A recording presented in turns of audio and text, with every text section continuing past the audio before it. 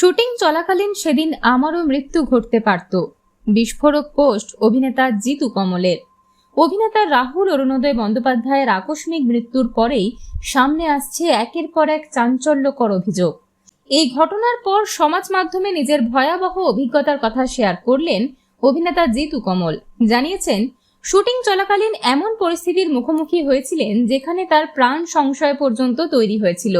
জিতুর অভিযোগ, একটি শুটিং এর সময় গুরুতর অসুস্থ হয়ে পড়ে তাকে হাসপাতালে ভর্তি হতে হয়। তিনি আর্টিস্ট ফোরামের কাছে লিখিত অভিযোগ জানিয়েছিলেন, কিন্তু তার দাবি সেখান থেকে কোনো সাহায্য বা সদুত্তর পাননি। এমনকি ফোরামের পক্ষ থেকে একটি ফোন পর্যন্ত করা হয়নি বলে ক্ষোভ প্রকাশ করেছেন অভিনেতা। তিনি আরো বলেন, যখন কোনো প্রোডাকশন সংস্থার পক্ষ থেকে শিল্পীদের বিরুদ্ধে অভিযোগ ওঠে তখন দ্রুত ব্যবস্থা নেওয়া হয়, কিন্তু শিল্পীদের সমস্যার ক্ষেত্রে একই তৎপরতা দেখা যায় না। প্রতিবাদী হওয়ার কারণেই তাকে বারংবার টার্গেট করা হয়েছে বলেও ইঙ্গিত করেছেন জিতু। তবে এখানেই থেমে থাকেননি। তিনি কড়া ভাষায় লিখেছেন, ইন্ডাস্ট্রির একাংশ শিল্পীদের ক্ষতি করার চেষ্টা করছে এবং আর্টিস্ট ফোরামের ভূমিকা নিয়েও প্রশ্ন তুলেছেন। তার কথায়, মৃত শিল্পীর পায়ে ফুল দেওয়াই কি তবে ফোরামের প্রধান কাজ? এই মন্তব্য ঘিরে শুরু হয়েছে নতুন বিতর্ক। শুটিং ফ্লোরে কি পর্যাপ্ত নিরাপত্তা নেই?